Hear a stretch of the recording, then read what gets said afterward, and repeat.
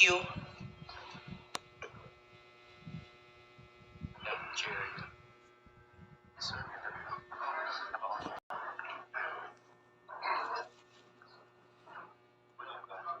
With all due respect to the lawyer of attorney of Ramil Madriaga, Attorney Palad, may we request that you just occupy the seat at the back of Ramil Madriaga. This is to be consistent with our rule that the participation of lawyer is limited only to giving advice to the resource persons or parties in this impeachment complaint.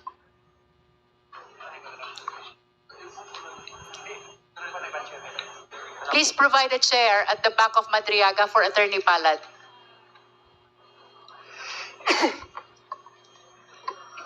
The oath has been administered to Ramil Madriaga. Now we recognize the Honorable Terry Ridon to continue with his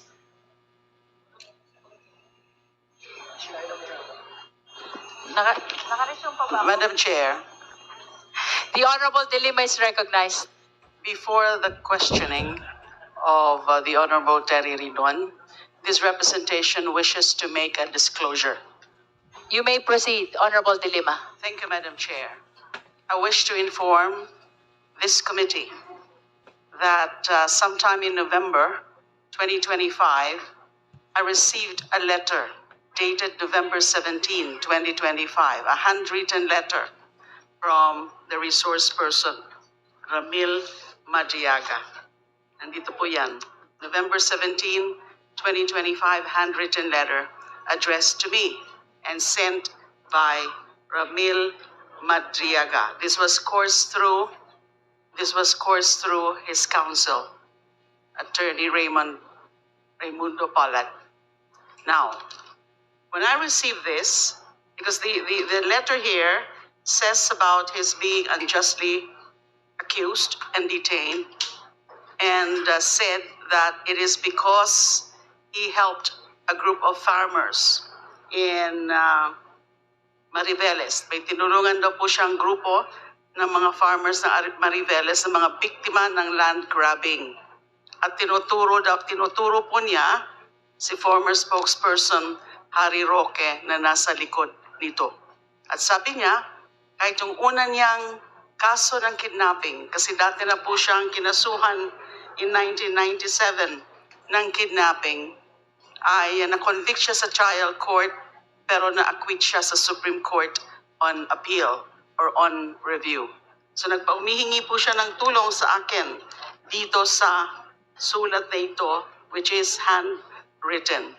Sinabi rin po sa akin ni Attorney Palad na nung time na yon, I think it was later part of November or a few days after November 17, I don't exactly remember the time or the exact day, ay meron daw pong gagawin o ginagawa na sworn affidavit si Mr. Madriaga tungkol sa mga nalalaman niya tungkol kay VP Sara and also sa pamilya ng Duterte. Of course, I was curious, but I told Attorney Palad na gusto ko na munang makita yung sworn affidavit na yan tungkol sa sinasabing marami siyang alam tungkol sa kay VP Sara at ng pamilya Duterte. So true enough, I received this, an affidavit, a copy of the affidavit. And I did realize that this affidavit which I received then is also an original copy. I just realized it a few days ago when I was reviewing this. I was given binigyan ho pala ako ng original copy ng affidavit. This was executed November 29, 2025, the contents of which are exactly the same as those attached as Annex A ng Sabalia et al. And Cabrera complaint. And then, lumabas na rin po ito sa social media after November 27. So naging lalo po akong curious and interested. So I decided to go and see him. And it happened in December 8, 2025. Duly recorded in the BJMP facility. So I talked to him. He was accompanied then, or the lawyer, Attorney Palad, was also there. Ang pakay ko po ay para lang alamin yung laman ng kanyang affidavit. Ang pakay ko was to clarify Ang bakay ko nga parang naging devil's advocate po ako noon. I was asking probing and searching questions para matest yung kanyang credibility. Now, wala po akong dinagdag sa affidavit na to. Wala po akong binago sa affidavit na to. Wala po akong dinikta kay Mr. Madriaga tungkol sa affidavit na to. Ang ginawa ko lang po, noong December 8, tandang-tanda ko po kasi holiday po yan, Immaculate Conception. For 2 hours, I was there at the BJMP facility. As I said, duly recorded, merong CCTV. So that's all that I did. And that was the singular visit that I made to Mr. Madriaga. Hindi na po nasundan yan. So that was the first and last visit that I made to Mr. Madriaga on account of this affidavit. So, Madam Chair, we can probably ask Mr. Madriaga confirmation of what I said. Yung tungkol nga po ng pagpadala niya ng handwritten letter, tsaka subsequently pagdala niya ng affidavit, copy ng affidavit sa akin through his counsel, at yung pagbisita ko sa kanya one time in December 8, 2025. Is it your intention, Honorable De Lima, to submit the personal letter of Ramil Madriaga to you to this committee to form part of the records of this proceeding as well? Yes, Madam Chair, only that I can only give to the committee or submit to the committee photocopies of this. Photocopy of the handwritten letter, Yes. because this is the original, a 4-page letter. So long as you confirm that the photocopy is an exact and faithful reproduction of the original. Yes, yes, Madam We Chair. take note of that Thank you. confirmation. This is exactly the letter I received. So may from we Mr. confirm Madriaga. from Ramil Madriaga, just to conclude the disclosure of Honorable De Lima, having sent that letter and the original affidavit to Congresswoman De Lima, maaari ho ba namin kumpirmahin sa inyo ang inyong pagkapagpadala ng sulat at original na affidavit kay Honorable De Lima? Mr. Madriaga? Magandang tanghali po, Madam Chair, sa lahat. Opo, Madam Chair, kino-confirm ko po. Thank you, thank you. With that, we direct the committee secretary to receive the copy of the personal letter of Ramil Madriaga to Congresswoman De Lima to form part of the records of the proceeding in this case. We further direct the COMSEC to provide copy of the same to all the members of the Justice Committee, including the ex-officio, including our respondent. We shall now proceed to our clarificatory questions. Do you have other manifestation, Honorable De Lima? Are you done? Yes, at the moment, Madam Chair. Thank you. Now we go back to Honorable Ridon. Ginong Madriaga, magandang umaga po. Magandang umaga po. Yung pong affidavit na binabanggit po ninyo, meron po kayong pirma dito, no? Opo, Madam Chair. So kayo po mismo yung pumirma dito sa affidavit po na ito. Opo, Madam Chair. Walang pumirma para sa inyo. Opo, Madam Chair. Okay. Can we be specific, Congressman Ridon, because it appears that there are 2 affidavits already. The original consisting of 5 pages and the supplemental affidavit which was mentioned by the Honorable Abante. Sige po, maglilinaw po tayo. So bukod po doon sa affidavit na pinirmahan na binigyan po ng kopya si Congresswoman De Lima, meron pa po ba kayong ibang mga dokumento o affidavit na pinirmahan, Ginong Madriaga? Opo, bukod po dun sa November 29 na affidavit, ay meron pa po akong supplemental na ginawa, sinumpaang salaysay na may petsang April 11, 2026. So ito po yung supplemental affidavit, bagong affidavit po ito. Opo, Madam Chair. Meron po ba kayong kopya ng supplemental affidavit po na ito? Opo, Madam Chair, nasa abogado ko po. Madam Chair, kasi yung affidavit po ay nakalagay po sa records po ng komite. Ang supplemental affidavit po ay bagong affidavit, karagdagang affidavit ni Ginoong Madriaga. Tingin ko mahalaga po na mabasa sa harap po ng komite na ito yung kabuuan po ng supplemental affidavit para mag-form part ng records at syempre masumpaan din po na ni Ginoong Madriaga ang katotohanan po ng bagay na ito, Madam Chair.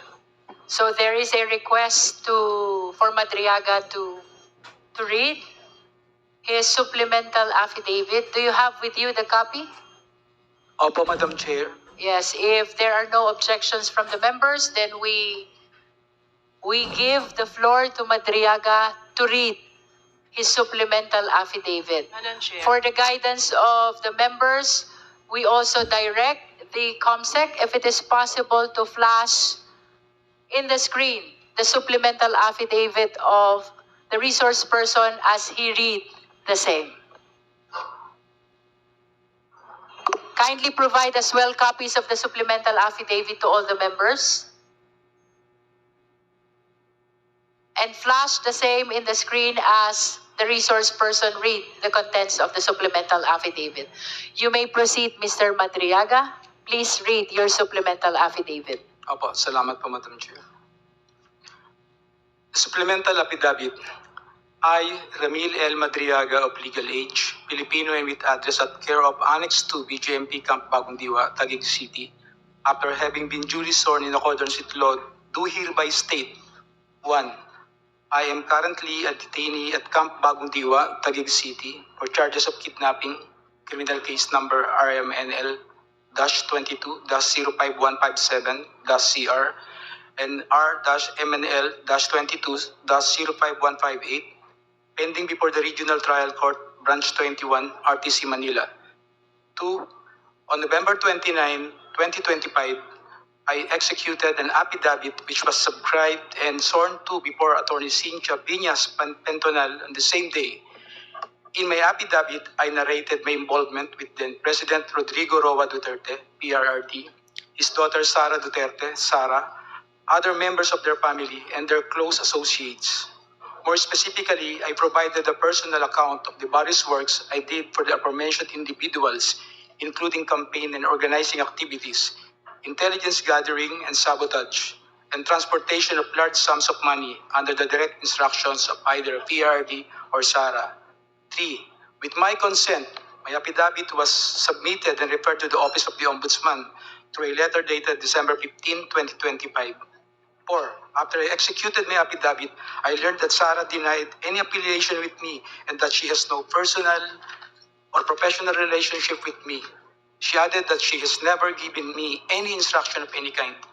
5. I received through my counsel a copy of complaint dated March 4, 2026, filed by Sara or BP Sara herself before the Office of the City Prosecutor, Taguig City, for perjury. In her complaint, BP Sara reiterated that she has no personal or professional relationship with me. In fact, prior to the dissemination of the Madriaga affidavit, BP Sara had no recollection of knowing, meeting, or interacting with me. 6. However, her denial of any affiliation with me is absolutely false. She lied under oath in her perjury complaint against me. Hence, I decided to execute a supplemental affidavit providing further details on the narration I made in my previous affidavit with additional accounts of other orders, tasks, or works given to me by either PRD or SARA or BP SARA. Engagement activities with President Rodrigo Roa Duterte. 7. Prior to the 2016 national elections campaign, I was working for then Congressman Roylo Goles as one of his political officers, specializing in intelligence gathering and sabotage operations. Congressman Goles decided to support the candidacy of PRRD. Hence, he introduced me and endorsed my services to PRRD during their meeting at the latter's residence in Taal Street, Bangkal, Davao City, around the 2015 or early 2016. He mentioned to PRRD that I was previously under detention and that I later survived death row. Congressman Goles also added that I am his number one asset in the National Security Council during his time as National Security Advisor. 9. When PRRD was elected president, Cong Goles' brother, Ferdinand Goles, was appointed as a member of the Board of Directors or the Basis Conversion and Development Authority, BCDA.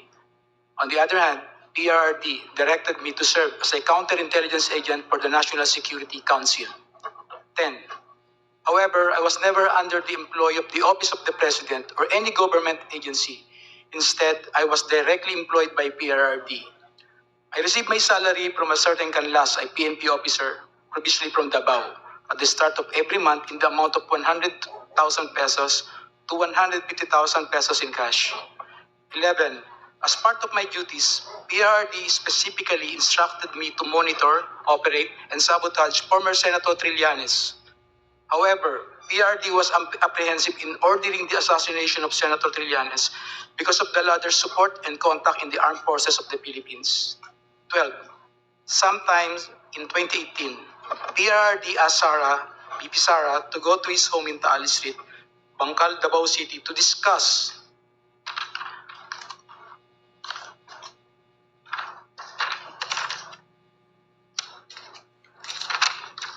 upcoming local elections in Davao City, where BP Sara was going to run for re-election as mayor. During this meeting, PRD introduced me to Sara and told me, "Ram, ikaw na bahala kay Inday." Since then, I frequently met and discussed with BP Sara, then Mayor Sara, regarding various matters. However, she gave me strict instructions that all conversations should be done as much as possible by call and minimize text messages. 13. Furthermore, PRD also asked me to profile individuals associated with BP Sara, then again Mayor Sara, because she is his favorite among his children. PRD wanted BP Sara in politics instead of Paulo Duterte Pulong and Sebastian Duterte Baste, who he characterized as Baliw and Bading, respectively. Number 14. Sometimes in 2021, PRD gave me 25 million to purchase high-end motorcycles for Sara's use while she is in Metro Manila and other ordinary motorcycles for our group operations. 15. Hence, I bought two 2021 model Harley-Davidson motorcycles from a dealership in Green Hills, EDSA for around 2,500,000 pesos, inclusive of accessories, and around 2 million pesos exclusive accessories, respectively. Both Harley-Davidson motorcycles were placed under the name of my son. I also purchased two 2021 model Ducati motorcycles from a dealership in Katipunan, Quezon City for around 3,500,000 pesos and around 2,300,000 pesos respectively. In addition, I also bought accessories for these Ducati motorcycles in the total amount of 500,000 pesos. Both the Ducati motorcycles were placed under my name. 17. Lastly, I also purchased 7 Yamaha NMAX motorcycles for the operation of Initiative for Social Justice Innovation and Progress Pilipinas, or ISIP Pilipinas. The remaining money was distributed to my colleagues in ISIP Pilipinas. 18. All purchases of these motorcycles, including the aforementioned accessories, were paid in cash using the money given to me by PRRD. Custom magnetic lifter transaction with Attorney Maniscarbio. Sometime in 2017 or 2018, PRD told me to assist the husband of Sara, Attorney Manasseh Maniscarbio, regarding a problem with the Bureau of Customs. However, no specific details were provided by PRRD. Thereafter, Attorney Mans called me. We later decided to meet in front of a coffee shop in Burgos Circle in Bonifacio Global City, Taguig City. During our conversation, he asked me to assist in facilitating the release of what he called construction equipment, which was plugged and confiscated by the Bureau of Customs. Attorney Mans gave me a contact person, a female lawyer, to coordinate with it regarding the BOC problem. After 2 days, I went to the BOC to meet the female lawyer to discuss the release of construction equipment. This time, I learned that the construction equipment was actually magnetic lifters. The same were confiscated because it contained a large amount of shabu. However, the female lawyer informed me that it was difficult to release the same because it was a hot item. 22. I reported this to Attorney Mans and we meet again in the same spot in BGC, Taguig City. This was the last time we met regarding the issue. Later, I learned that the content of the magnetic lifters is at least 500 kilograms of shabu worth 4.3 billion pesos were mysteriously missing. Dummy accounts and bank transaction of PRD. Despite only earning 100,000 pesos or to 150,000 pesos from my services to PRD, millions of pesos went through bank accounts opened for me by close associates of PRRD. I admit that during PRRD's term as president, I served as a dummy for the transfer of large amount of money. These transfers were made through bank accounts that were opened under my name, which include but are not limited to the following: China Bank, Legazpi Village, Makati City; China Bank, Main Makati City; China Bank near the Power Station at Ayala, Makati City; PNB Makati Metropolitan Avenue Branch, Makati City; an unknown bank in Pasig City, Si Raimundo. If I may interrupt, Mr. Madriaga, COMSEC, kindly continue flashing on the screen the pages of the affidavit from where the resource person is reading. And kindly speak closer to the microphone, Mr. Madriaga, Opo, please. Madam Chair. Thank you. Please continue. 25. However, I have never personally opened these accounts or appeared before the said banks to process any application in relation thereto. These were opened by people close to PRRD, who informed me that money will be transferred to these accounts for intelligence operation and for laundering. I was later instructed to sign an entire checkbook where the amounts and pays are left blank. I agreed to this because at the time I had complete trust in PRRD and his close associates. 26. On some occasions, PRD would call me to inform me that someone from the aforementioned bank would contact me to confirm a withdrawal or encashment.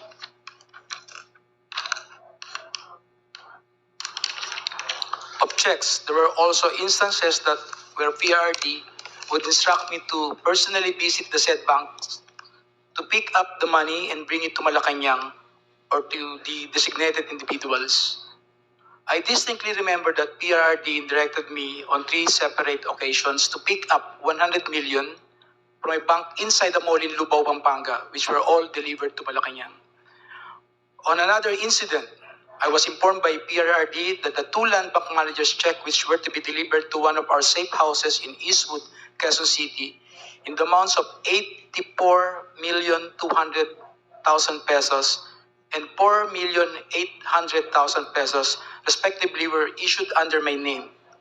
Copies of the 2 land bank managers' checks are hereby attached as annexes A and A-1. 28. To prove the aforementioned allegations, I am willing to execute an affidavit, authorization, or any other document, and to perform all acts necessary for Committee on Justice of the House of Representatives or the courts to access the aforementioned bank accounts and all other bank accounts under my name. Term sharing and destabilization efforts. 29. Sometime in November 2021, PRD mentioned to me that Ferdinand Bongbong Marcos Jr. will run for the president while Sara will serve as his running mate. PRD added that a few months ago, BBM and Senator Amy Marcos visited him to discuss a possible alliance to the 2022 national elections. During this meeting, BBM was able to convince PRRD to have Sara as BBM's vice president. However, they also agreed that by 2025, BBM will voluntarily step down to give way for a Sara presidency. After Sara took her oath as vice president, PRRD had a discussion with me, with retired generals of the Armed Forces of the Philippines, where I was also present regarding all the possible scenarios for unseating BBM by 2025. In case he reneged on his promise, the general objective was to ensure that PBBM will only serve less than 4 years of his term as president, so that Sara, upon assumption to the presidency, will still be eligible for the presidency in 2028. 31. I remember that one of the plans considered was to sabotage BBM's administration by using some of BBM's own men, either recommended by PRRD for appointment or allied with the Dutertes, to reveal supposed corruption issues that will serve as a precursor for an impeachment for complaint. 32. In the event that BBM will not voluntarily step down or hand over the presidency to Sara, extraordinary measures of overthrowing BBM will be considered, which include assassination, mass resignation of government officials, civil disobedience, and even an armed assault of Malacanang Palace. It was also considered by PRRD to arrange assassination or armed hits of several government officials, in order to cause massive civil unrest. The resulting civil unrest will be used as basis to organize a group of military officers to stage a coup. 33. One of my assignments was to recruit civil groups, schools, clubs, fraternities, criminal groups, and syndicates. Inday Sara is my president, ISIP, at 2022 national elections campaign. 34. In 2020, I was instructed by PRRD and Sara to help form a group to support Sara's candidacy for president in the 2022 national elections. Hence, I helped establish and register a non-profit corporation called Initiative for Social Justice Innovation and Progress, or ISIP Pilipinas, Incorporated. But to us supporters of Sara, ISIP actually stands for Inday Sara is my president.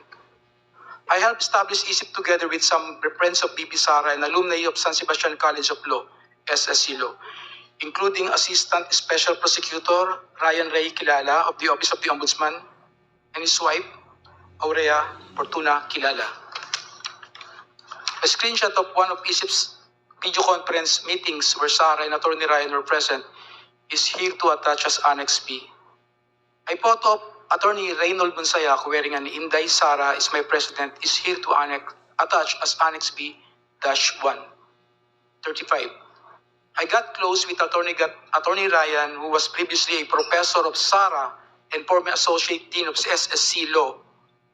He shared with me that Sara was not particularly good in school, was often struggling with her academics and habitually rude and violent to other students. Hence, Attorney Ryan used his influence in San Sebastian College of Law to ensure that Sara received passing grades despite her poor academic performance. 36. Attorney Ryan and his wife became quite close to me and my family that they agreed to serve as godparents in my son's wedding. A photo of Attorney Ryan and Rhea taken during my son's wedding is here to attach as Annex C. Shortly after we organized ISIP, I was informed by PRRD that funding will be made available for the activities of ISIP through the contribution of his friends and supporters. One of those friends and supporters is Lin Wei Zhong, who was the financial officer of Parmalee Pharmaceuticals. Sometime in June or July 2021, PRD informed me that someone will call me to directly coordinate the turnover of 175 million to fund ISIP's organizing efforts, promotional and campaign activities. Thereafter, a man called me to proceed to the basement parking of Seda Hotel, Quezon City, to pick up the said amount. Thus, I hurriedly went to the place with my cousin Rosendo Madriaga. As I recall, the money was placed inside several large backpacks and bags, which were handed to me at basement of parking of Seda Hotel, Quezon City. I loaded the same to my white Toyota Land Cruiser. Lin Wei Xiong was present when I received the said amount together with two other individuals. He then asked me where will the money be used. I informed him that this will be used to fund election of Sara, to which he replied, good, good. 40. I directly brought this money to my house for safekeeping. Thereafter, I used this money to fund the campaign activities of ISIP across the country and to establish, organize, and maintain its chapters for the purpose of promoting Sara's presidential bid in 2022 national election. Some of these chapters include Quezon, Binangonan, Bicol, Antipolo, Quezon City, Zambales, Leyte. Photos of ISIP Pilipinas activities are here to attach as annexes D to D-7. 41. The expenses for the activities include costs for merchandise, travel, accommodations, rental fees for offices, lump sum distribution to identified leaders, who in turn pledged to organize for Sara in their respective communities, and allowances of volunteers and organizers. However, upon the request of Attorney Ryan, I personally delivered 15 million to him in his office at the Office of the Ombudsman. From time to time, PRD would talk to me to check if there is still sufficient funding for ISIP. When the initial amount funding ran out, I promptly informed him and he directed me to get another 100 million pesos from Maestrado Lim. who we call Tanda, at the Hyatt Regency in Bonifacio Global City, Taguig City. The money was placed in several bags and were handed to me by Maestrado Lim. 43. I distinctly remember Maestrado Lim because he previously mentioned during one of our meetings in Davao City that he hated Filipinos in general and Filipino businessmen in particular, stating that peste yung mga Pilipino, yung mga businessman walang kwenta. Aside from Lin Weijong and Maestrado Lim, I also remember that Michael Yang, a very close friend of PRRD who was frequently in Malacanang, also provided financial support to EC Pilipinas. 45. On September 29, 2021, and despite our extensive campaign activities, I was informed by Sara that she will no longer run for president and will instead run for as BBM's vice president in 2022 elections. This decision caused deep frustration among the members of ECIP. Hence, we organized a video conference with Sara where I personally asked her to reconsider her decision, as we have already poured some substantial effort toward promoting her candidacy for president through ECIP. During our video conference, I also noticed the painting I personally gave her as a gift. A screenshot of our video conference is here to attach as Annex A. 46. On the same day, I posted a screenshot of our video conference of my Facebook account with the caption, just telling her I cannot vote intelligently without her name on the ballot. Neither can go out and vote wisely unless the same Inday Sara Duterte Carpio appears as a candidate in the 2022 presidential race, EC Pilipinas. A printout of the Facebook post dated September 29, 2021 is here to attach as Annex F. Mr. Madriaga, would you like to drink water first Yes, Your Honor. If I to may. give you some relief? This is quite a lengthy affidavit. Please provide him some water.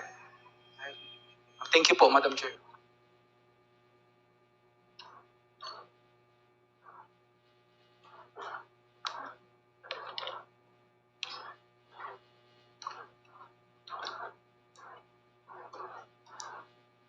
Can I proceed now, Madam Chair? Yes, you may. 46. On the same day, I posted the same screenshot of our video conference on my Facebook account with the caption, just telling her I cannot vote intelligently without her name on the ballot. Neither can go out and vote wisely unless the name Inday Sara Duterte Carpio appears as a candidate in the two presidential race, Pilipinas. A printout of the Facebook post dated September 29, 2021 is here to attach. May I know what's happening to you, Mr. Madriaga? You seem to be crying. Are you crying? I just remember one moment. Are you crying? I just, You are nearly crying. May I just put it on record that while reading these portions of the affidavit, the resource person, Ramil Madriaga, is breaking into tears. Can we go back to where you felt frustrated and you're nearly crying? Which part of your affidavit is that? Can we go back to that? number 46 po, Madam Chair. Number 46. Let's go back to number 46. Okay, you may read from 46, Mr. Madriaga. On the same day, I posted the screenshot of our video conference on my Facebook account with the caption just telling her I cannot vote intelligently without her name on the ballot. Neither can go out and vote wisely unless the name Inday Sara Duterte Carpio appears as a candidate in the 2022 presidential race.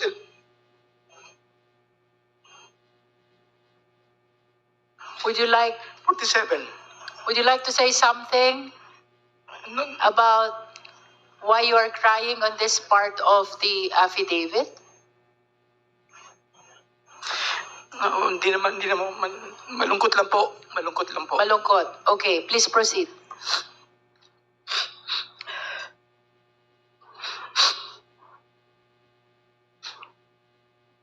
Madam Chair, can we allow the witness to please Honorable Dumogan. Thank you, Madam Chair. We can recognize first Attorney Terry Redon, Congressman Terry Redon, if he has other concerns about the affidavit. What's the pleasure of the Honorable Redon? Because it is on your motion, on your request that Mr. Madriaga is reading this affidavit that causes him to cry a lot. I think we have to let him finish the affidavit, the reading of the supplemental affidavit until the very end, Madam Chair. And he should be allowed to proceed as soon as he has composed himself. Madam Chair. May I proceed, Madam Chair? Are you ready? Opo, Madam Chair. Okay, you may proceed, Mr. Madriaga. 47. Nevertheless, Sara proceeded to run as BBM's Vice President under the Unity ticket. I continued assisting her campaign for Vice President during campaign sorties. I served as advance party to municipalities, cities, provinces where Sara was scheduled to visit and campaign. In several of these campaign sorties, I personally joined Sara together with other members and volunteers of ISIP, which to us now referred to Inday Sara para sa ikalawang Pangulo. Photos of Sara and me in several campaign sorties are here to attach as Annex G to G-3. 48. During one of the activities of ISIP in Bataan, I got to know a group of farmers who were asking for assistance because of land grabbing incidents in their area. I tried assisting them and I discovered that the entity behind the land grabbing in First Bataan Maribeles Holdings Corporation. More than a year later, I informed Sara about this concern and she told me to bring the group to one of her residences in Metro Manila located at Serendra Bonifacio Global City, Taguig City. I asked the group of farmers to wait outside of Serendra as I went to talk to Sara. When I mentioned to Sara the First Bataan Maribeles Holdings Corporation is the one involved in the land grabbing incidents, she told me that she cannot do anything and that she will no longer meet with the group of farmers. Through ISIP, I also came to know Attorney Reynold Monsayak, who likewise provided valuable support to ISIP. In recognition of his efforts, ISIP awarded him a certificate of recognition and appreciation at Nomu Bashu, Thomas Morato, Quezon City. Attorney Monsayak was later appointed as the spokesperson of the Office of the Vice President. A copy of the certificate of recognition and appreciation dated June 29, 2022 is here to attach as Annex H. Number 51. The certification of recognition and appreciation was handed by Attorney Ryan to Attorney Monsayak at Nomu Bashu, Thomas Morato, Quezon City, where I was also present. A photo of Attorney Ryan handing the certification of recognition and appreciation to Attorney Monsayak is here to attach as Annex I. Election of Sara as Vice President and OBP confidential funds. Number 52. After the election of Sara as Vice President, she invited me to attend her inauguration at the San Pedro Square, Davao City on June 19, 2022. A photo of Sara and me during her inauguration in Davao City is here to attach as Annex J. A photo of an email thanking me for my attendance during her inauguration in Davao City is here to attach as Annex J-1. Number 53. I was then tasked to provide security intelligence work through the formation of Vice Presidential Security and Protection Group. During this time, I introduced and recommended Colonel Dennis Nolasco, one of my best students in the Presidential Security Group,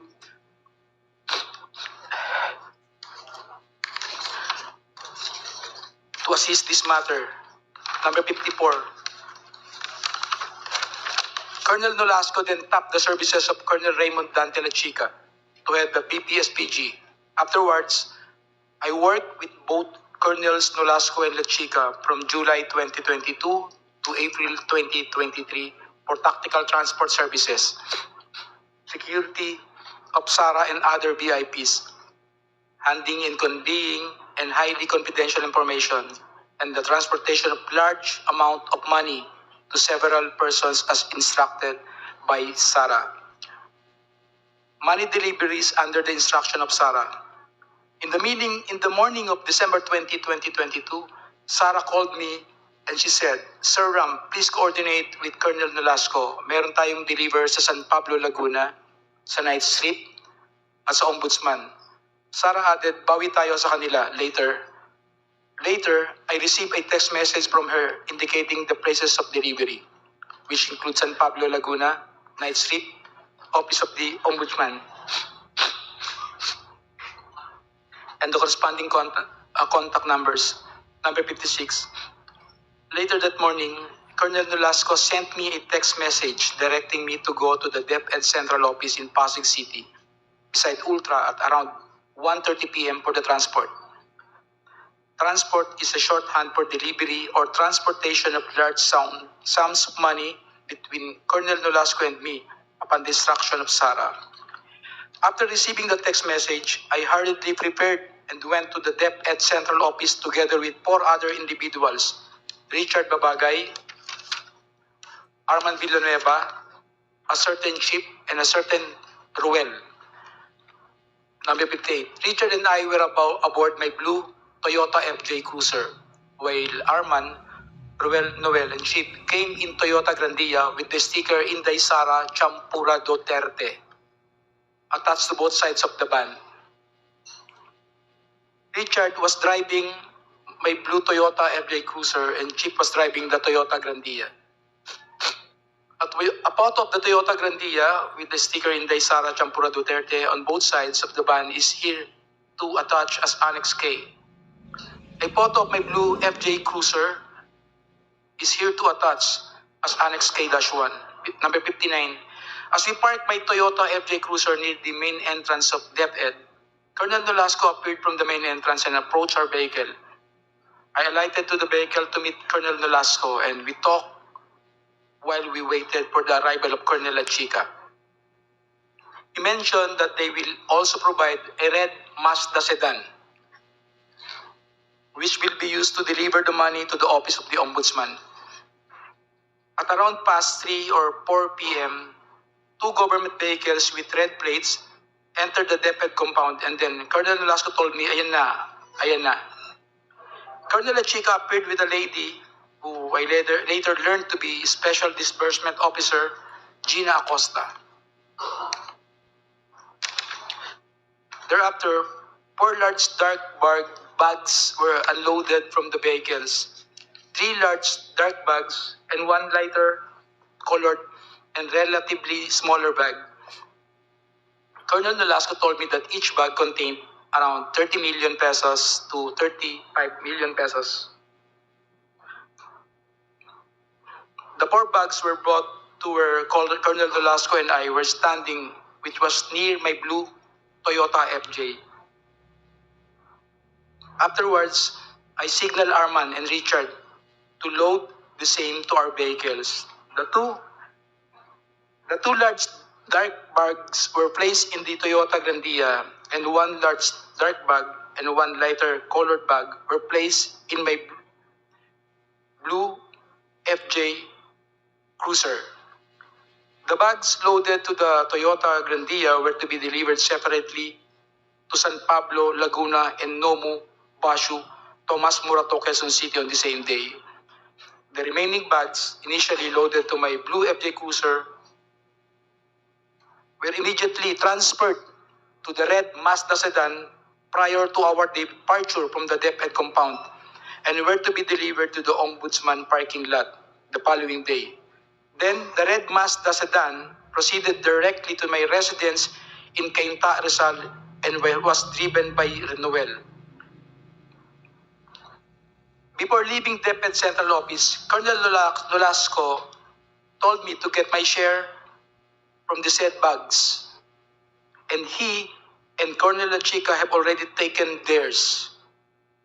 Hence, I took 1 million pesos for myself from the lighter colored bag loaded to the red Mazda sedan. That's when I verified that the contents of the bags were bundles of cash in 1,000 denominations and packed in stacks of 1 million pesos, each tightly sealed in transparent plastic.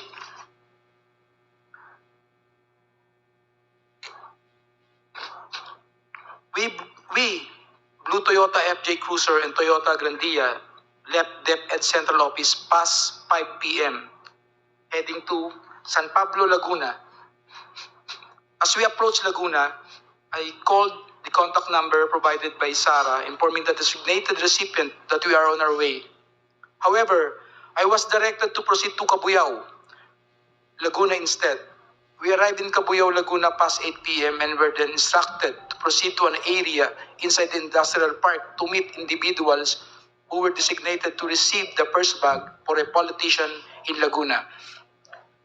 As we approached the designated place, I can clearly see from our vantage point an SNR membership shopping establishment. Upon arrival, I immediately saw 3 persons standing in wait beside the dark sports utility vehicle. One of them proceeded to the Toyota Grandia and took one of the bags. We immediately left after the delivery of the purse bag. 65. Thereafter, we proceeded to Nomu Bashu, Tomas Morato, Quezon City, a comedy bar we call the Night Strip, frequented by SSC Law alumni including Attorney Ryan and Attorney Monsayak. 66. I am quite familiar with Nomu Bashu because I have previously visited it several times in relation to my work with Sara and ISIP Pilipinas. In fact, this is the same place where ISIP gave Attorney Monsayak a certification of recognition and appreciation. We arrived at Nomu Bashu around 12 midnight. I went inside the establishment with Arman, who was carrying the second bag. I immediately saw Attorney Monsayak, who was at the time in the middle of the place together with a woman and several men. When he saw me, he stood up and signaled for us to go upstairs. We then proceeded to the stairs leading to the second floor. Arman walked ahead of me while I followed him. Before I got to the second floor, I saw a man who came out of the room and received the bag from Arman. After that, we proceeded to exit the premises, and as I was passing near the table of Attorney Monsayak, I looked at him and he nodded.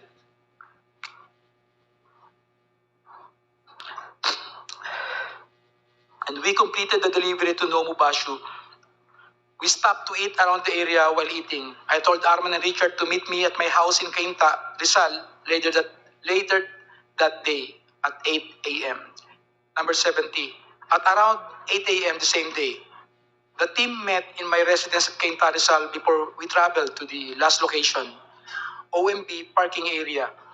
This time, however, we only used my blue Toyota FJ Cruiser and the red Mazda sedan, where the remaining 2 bags were previously placed. We left my residence at around 8:30 a.m. Richard was driving my blue Toyota FJ Cruiser, while Arman and another person, Noel, and he brought along were aboard the red Mazda sedan.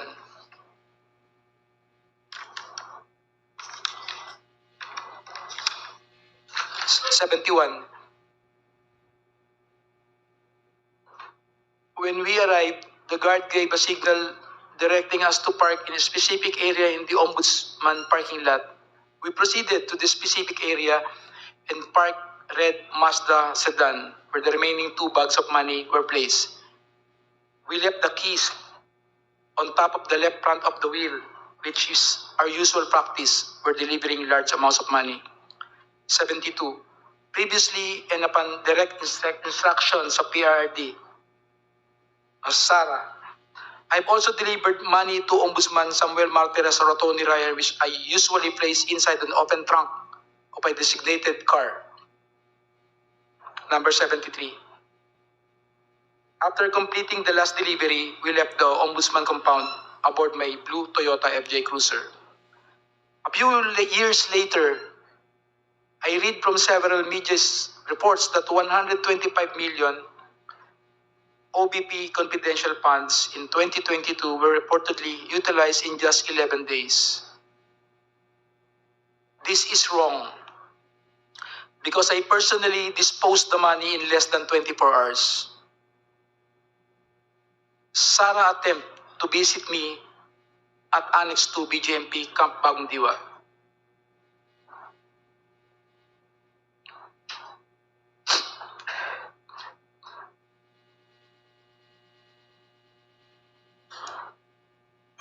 You can Numbers- drink some water, Mr. Yes. Madriaga. Yes, Drink some water.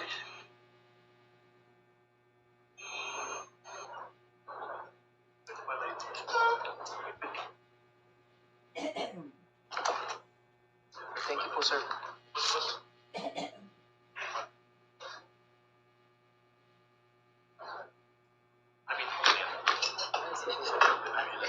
Issue.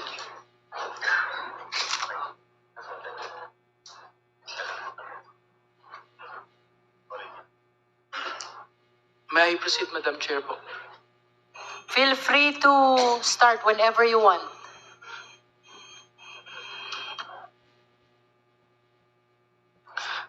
Number 74.